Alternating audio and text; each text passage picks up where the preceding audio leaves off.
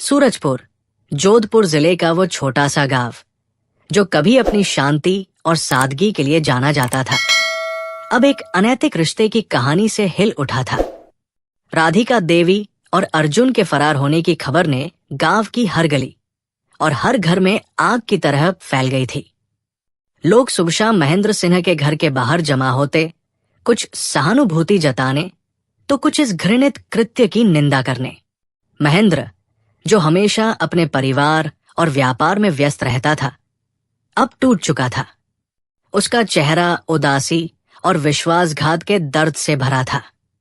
उसकी बेटी काव्या, जो अपनी मां की इस हरकत से पूरी तरह बिखर गई थी, अस्पताल में थी। डॉक्टरों ने उसे डिप्रेशन की दवाइयां दी थी, लेकिन उसका दिल उस घाव को सहन करने की स्थिति में नहीं था।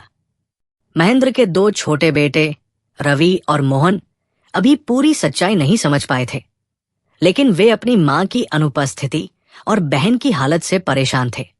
रवि, जो 14 साल का था, अपने पिता से बार बार पूछता, पापा, मम्मी कहाँ गई? वो कब आएगी?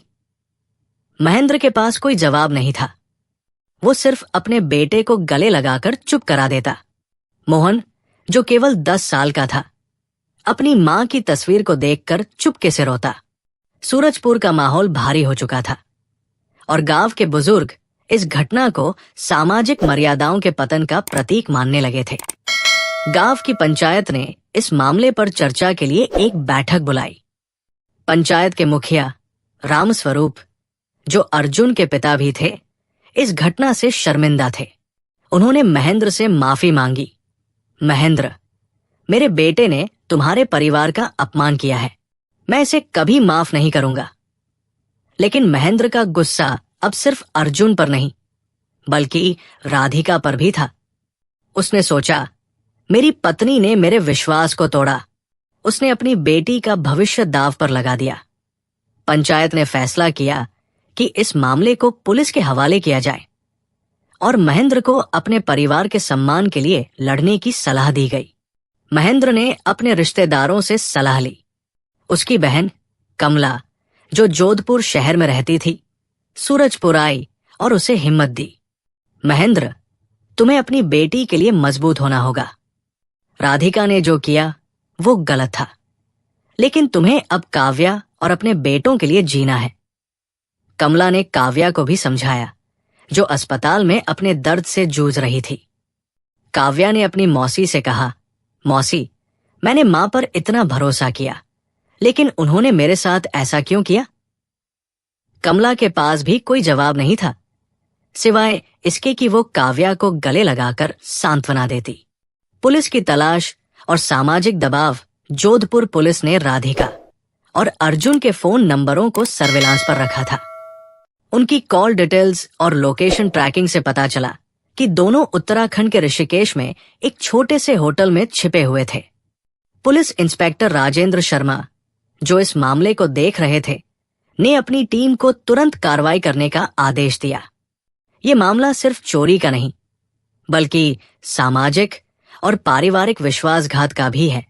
उन्होंने अपनी टीम से कहा।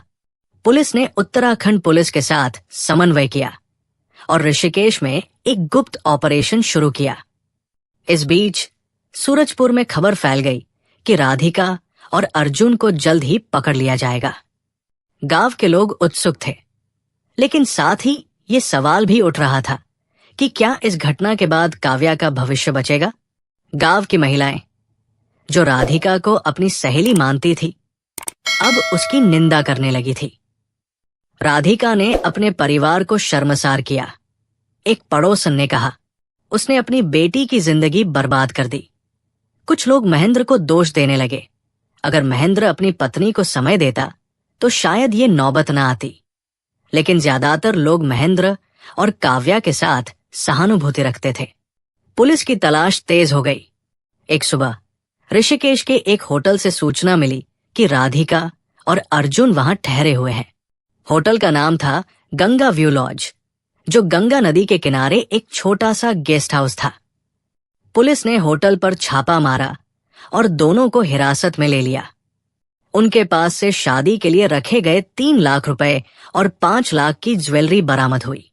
राधिका और अर्जुन को हथकड़ी पहनाकर जोधपुर लाया गया। जब वे पुलिस स्टेशन पहुंचे तो गांव में हलचल मच गई। लोग पुलिस स्टेशन के बाहर इकट्ठा हो गए, कुछ जिज्ञासा में तो कुछ राधिका और अर्जुन को सबक सिखाने की मांग करने। पुलिस स्टेशन में राधिका और अर्जुन को अलग अलग कमरों में बिठाया गया। राधिका चुप थी। उसकी आंखों में अब वो चमक नहीं थी जो कभी अर्जुन को मोहित करती थी। अर्जुन ने शुरू में बहाने बनाए, हम सिर्फ बात कर रहे थे, कोई चोरी नहीं की। लेकिन जब पुलिस ने उनके फोन कॉल्स, मैसेज और होटल में बिताए समय के सबूत दिखाए तो वो चुप हो गया। उसने स्वीकार किया कि वो राधिका के प्रति आकर्षित था और दोनों ने मिलकर ये सब योजना बनाई थी। परिवार का सामना और टूटते रिश्ते महेंद्र और काव्या को पुलिस स्टेशन बुलाया गया। काव्या की हालत अब भी नाजुक थी, लेकिन वो अपनी मां से आखिरी बार बात करना चाहती थी। जब वो राधिका के सामने आई तो उसकी आंखों में आंसुओं के साथ साथ गुस्सा भी था। मां, आपने ये क्या किया? मेरे भविष्य को, हमारे परिवार को, सब कुछ क्यों बर्बाद कर दिया? काव्या की आवाज कांप रही थी। राधिका ने सिर झुका लिया। वो कुछ नहीं बोली, शायद इसलिए कि उसके पास कोई जवाब नहीं था। उसकी आंखों में अपराध बोध साफ दिख रहा था, लेकिन अब बहुत देर हो चुकी थी। महेंद्र ने राधिका से सिर्फ एक सवाल पूछा, क्या मैंने तुम्हें कभी कुछ कमी छोड़ी थी? राधिका ने चुप्पी तोड़ी और कहा, महेंद्र, तुमने मुझे सब कुछ दिया, लेकिन मैं अकेली थी। तुम हमेशा अपने काम में व्यस्त रहते थे। अर्जुन की बातों ने मुझे वो सुकून दिया जो मैंने सालों से महसूस नहीं किया था। मैं गलत थी, मुझे माफ कर दो। लेकिन महेंद्र का दिल अब इतना टूट चुका था कि वो माफी देने की स्थिति में नहीं था। उसने राधिका से कहा, तुमने न सिर्फ मेरा विश्वास तोड़ा, बल्कि अपनी बेटी का भविष्य भी छीन लिया। मैं तुम्हें कभी माफ नहीं करूंगा। काव्या ने अर्जुन से भी बात की। उसने गुस्से में पूछा, तुमने मेरे साथ ऐसा क्यों किया? मैं तुम्हारी पत्नी बनने वाली थी, लेकिन तुमने मेरी मां को चुना। अर्जुन ने सिर झुकाकर कहा, काव्या, मैं तुमसे प्यार नहीं कर पाया। राधिका में मुझे वो सब मिला जो मैं चाहता था। काव्या के आंसुओं ने उसकी बातों को और कड़वा बना दिया। वो पुलिस स्टेशन से बाहर निकली और अपने पिता के गले लगकर रोने लगी। कानूनी कार्रवाई और सामाजिक बहिष्कार पुलिस ने राधिका और अर्जुन के खिलाफ चोरी और धोखाधड़ी का मामला दर्ज किया। उनके खिलाफ भारतीय दंड संहिता की धारा 406 आपराधिक विश्वासघात और धारा 420 धोखाधड़ी के तहत केस दर्ज हुआ। बरामद किए गए पैसे और ज्वेलरी को सबूत के तौर पर रखा गया। अदालत में सुनवाई शुरू हुई और सूरजपुर के लोग इस मामले को लेकर उत्सुक थे। कुछ लोग चाहते थे कि राधिका और अर्जुन को कड़ी सजा मिले ताकि ये दूसरों के लिए सबक बने। अदालत ने दोनों को 3 साल की सजा सुनाई। राधिका और अर्जुन को जोधपुर सेंट्रल जेल भेज दिया गया।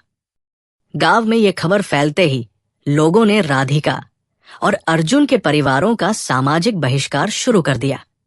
अर्जुन के पिता रामस्वरूप ने गांव छोड़ने का फैसला किया क्योंकि वे इस शर्मिंदगी को और बर्दाश्त नहीं कर पा रहे थे। राधिका का परिवार पहले ही टूट चुका था और अब गांव में उनकी कोई इज्जत नहीं बची थी। महेंद्र ने फैसला किया कि वो राधिका को अपने जीवन में वापस नहीं लाएगा। उसने काव्या और अपने बेटों को समझाया, हमारा परिवार अब हम 4 लोग हैं, हमें एक दूसरे का सहारा बनना है।